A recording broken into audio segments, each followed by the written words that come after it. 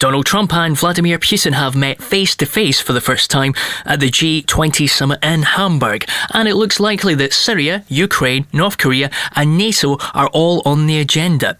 This G20 could prove to be one of the most testing in recent times. Germany's Chancellor Angela Merkel has told the G20 summit's leaders in her official welcome speech that millions of people are hoping that they can make a contribution to solving the world's problems. Now, for more on this, I'm joined by political analyst Dr. Marcus Papadopoulos. Marcus, all eyes are on the presidents of the US and Russia. Why is the Putin-Trump meeting so important? Well, first of all, it has to be said that nothing of importance will stem from the meeting between President Trump and President Putin. Unfortunately, the media of the world have turned this meeting into something that it is not. However, diplomats, politicians and experts know it better. What will follow from the meeting between the two leaders will be a declaration by the pair of them that they had and enjoyed a candid discussion. They agreed to work together on certain areas, or to try and work together on certain areas, and they will recognise that there are serious disagreements in existence between themselves and ultimately between their respective countries, America and Russia. But that will be it. As I said, this meeting will not herald anything of significance. We have to remain level-headed. We have to remain grounded. There are serious disputes between the Russian Federation and the United States. The Russian government, President Putin, has numerous legitimate and extremely serious grievances with the Americans, and he has a number of demands. In order for the currently abysmal relationship between Washington and Moscow to improve, the Russian demands will have to be met, and there are three core Russian demands. First of all, that NATO pulls its forces away from the Russian border, and I mean from the Baltic states and from Poland.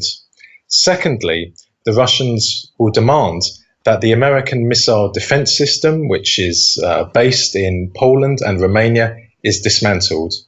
And thirdly, the Russians will demand that NATO, the United States being the de facto leader of NATO, puts into writing that Ukraine, Moldova and Georgia will not be admitted to NATO. Now, they are the three core Russian demands.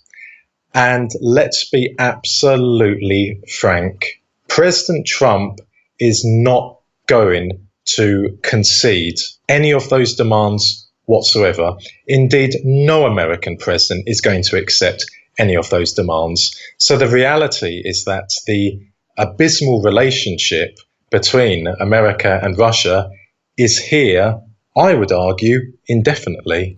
And do you think Trump faces pressure from his own domestic audience to look as if he's tough on Russia? First of all, anyone who is the president of America or the Prime Minister of the United Kingdom is going to be under pressure from the respective establishments in their countries. That's just a fact. Don't forget, when Obama came to power in January 2009, he proclaimed that he wants to improve relations with Russia. Indeed, he wants to reset relations with Russia. We know what happened. So, yes, there's no doubt about it.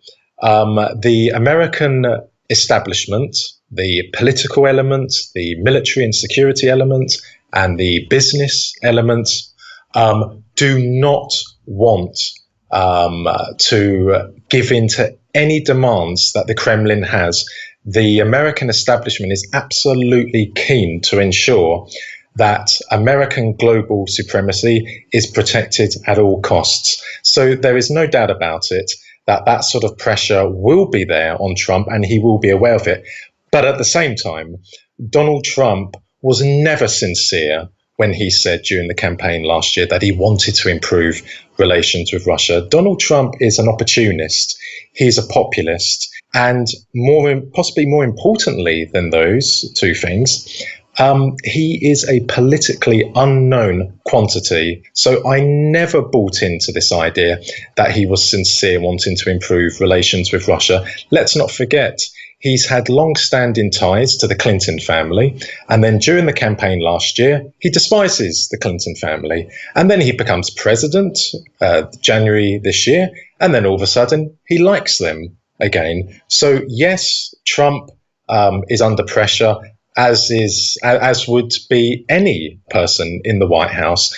But at the same time, he's not a sincere person. As you've touched upon, there's a whole list of things to talk about. NATO, Ukraine, Syria, and North Korea, of course. So is there any room for compromise, do you think? It's very difficult to see how there will be any compromise. The Americans are not going to pull back NATO forces from the Russian border. They are not going to dismantle their missile defense system in Eastern Europe. And they are not going to say that Ukraine, Georgia, and Moldova will not be brought into NATO. Remember, the Americans have expanded NATO to Russia's western borders. They have installed that missile defense system on Russia's western borders, and they are lusting after Ukraine, Georgia, and Moldova to come into NATO. Why? Because they're attempting to encircle Russia in Europe. And a Russia which is encircled in Europe is a Russia weakened in the world. We can turn to Syria. Why have the Americans been at the core in attempting to overthrow the Syrian government using Wahhabist terrorists and their regional allies, Turkey, Saudi Arabia, and Qatar? Because the White House is acutely aware that for over 50 years, Syria has been Russia's eyes and ears in the Middle East. The White House is also aware that the Russia of today, under President Putin, is a very different Russia to the 1990s. Russia in 2017 is a very, very resurgent power on the international arena. It is pursuing its national interests around the world, and it is challenging American supremacy. So, going back to Syria, by overthrowing the Syrian government and by replacing it with a pro-Western Islamist one, Russia's influence and power in the Middle East will be gone. Iran will be drastically weakened as a result of losing its Syrian ally and as a result of losing Russia in the Middle East. And Hezbollah will eventually become a spent force. So the Americans are absolutely adamant in ensuring that Russia is not a threat to its global supremacy, and it will use all means necessary to achieve that objective. Mrs. Merkel has said today in her official welcome speech that millions of people are hoping that the leaders can make a contribution to saving the world's problems. Is world peace really at stake? Yes, it is. I don't believe that there will be a nuclear war between Russia and America. However, I can't say that with absolute certainty. I mean, there are safeguards in place, which have been there ever since the Cuban Missile Crisis. And that is a good thing.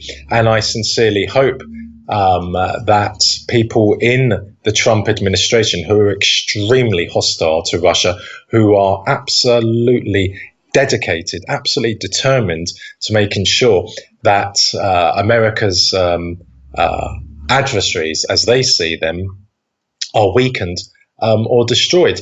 But yes, when you have this sort of tension between Russia and America, which are the two most powerful countries in the world, militarily and in terms of their nuclear arsenals, when you have this sort of tension between the two, there is a threat to world peace.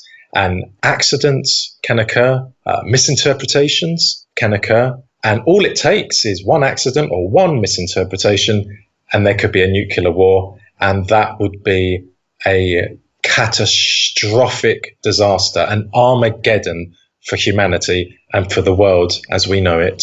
Dr. Marcus Papadopoulos, thank you for your very honest assessment. Thank you very much.